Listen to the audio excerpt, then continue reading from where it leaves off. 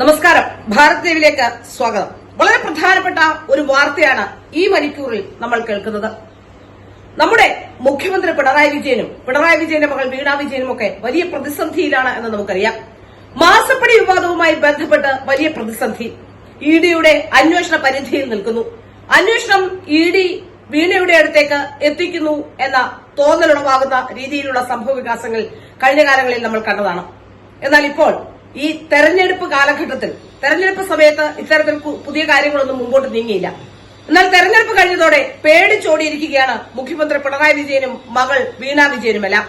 സ്വകാര്യ സന്ദർശനം എന്ന ലേബലിൽ കേരളത്തിൽ നിന്ന് ദുബൈയിലേക്കും ഇന്തോനേഷ്യയിലേക്കുമൊക്കെ പറന്നിരിക്കുകയാണ് ഇവരെല്ലാം. കൂടെ മുഹമ്മദ് റിയാസും വീണ വിജയനും പിണറായി വിജയനും എല്ലാം സംഘമായാണ് പോയിരിക്കുന്നത്. നേരത്തെ മുതൽ തന്നെ ദുബായിലും UAE-യിലുമൊക്കെ സന്ദർശനം നടത്തുന്നുണ്ട് എന്ന വിവരങ്ങൾ പുറത്തുവരുന്നു.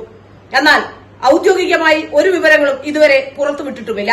സ്വകാര്യ സന്ദർശനമായതുകൊണ്ടായിരിക്കാം ഒരുപക്ഷെ ഔദ്യോഗികമായി പുറത്തുവരാത്തത് വിവരങ്ങൾ എന്നാണ് മനസ്സിലാക്കാൻ സാധിക്കുന്നത്.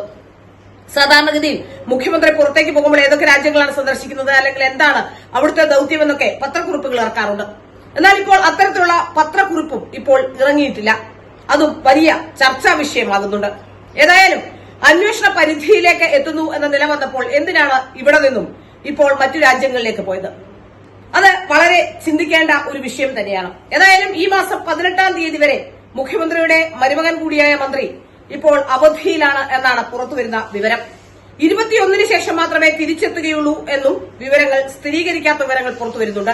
ഏതായാലും ഒരു കാര്യം വ്യക്തമാവുകയാണ്. വീണയിലേക്ക് അന്വേഷണം എത്തുന്ന ഘട്ടം വന്നപ്പോൾ പിണറായി വിജയനും വീണ വിജയനും എല്ലാം ചേർന്ന് വിദേശത്തേക്ക് പോയത് എന്തിനാണ് എന്ന സംശയം ജനങ്ങൾ ഉന്നയിച്ചാൽ അതിൽ തെറ്റു പറയാൻ കഴിയില്ല.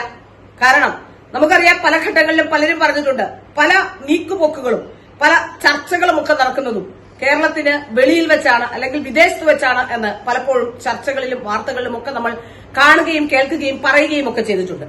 അത്തരത്തിലുള്ള നമുക്കറിയാം സാബു അടക്കം 2020-ലെ സാബു അടക്കം നേരത്തെ ഇത്തരം ഗുരുതരമായ ചില ആരോപണങ്ങൾ ഉയർത്തിയിരുന്നു.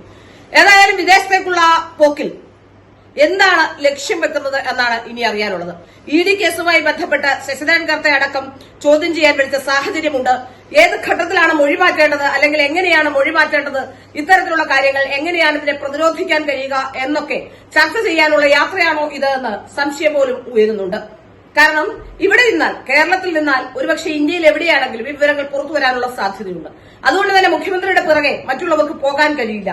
മുഖ്യമന്ത്രിയും മകളും മരുമകനും ഒക്കെ സ്വകാര്യ സന്ദർശനമെന്നും പറഞ്ഞ് ഇവിടെ നിന്ന് വിദേശത്തേക്ക് പോയി മറ്റ് ഏതെങ്കിലും ആൾക്കാരൊക്കെ ഇത്തരത്തിൽ ഇടപെട്ടിട്ടുള്ള, ഇപ്പോൾ നമുക്കറിയാം കരിമണൽ കർത്തായുടെ കമ്പനിയുമായി ബന്ധപ്പെട്ട് വരുന്ന ആരോപണങ്ങളിൽ കർത്തയുമായി ബന്ധപ്പെട്ട് എന്ത് സേവനമാണ് നൽകിയത്, ഏത് തരത്തിലുള്ള സേവനമാണ്, സേവനം നൽകാതെയാണോ പണം ലഭിച്ചതൊക്കെ ചോദ്യം ചെയ്യൽ പരിധിയിലുള്ള കാര്യങ്ങളാണ്. ഇതിനെ എങ്ങനെയാണ് പ്രതിരോധിക്കാൻ കഴിയുക എന്ന ആ ഒരു ചിന്ത പിണറായി വിജയനും മകൾക്കുമൊക്കെയുണ്ട്.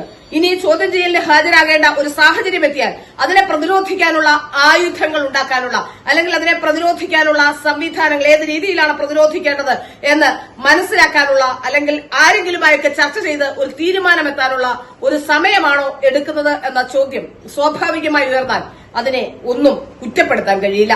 ഏതായാലും മുഖ്യമന്ത്രിയുടെയും മകളുടെയും മരുമകന്റെയും ഒക്കെ വിദേശയാത്ര, അതും സ്വകാര്യ യാത്ര, അതിപ്പോൾ വലിയ വിവാദത്തിലാവാനുള്ള സാധ്യതകളാണ് മുന്നിൽ കാണുന്നത്.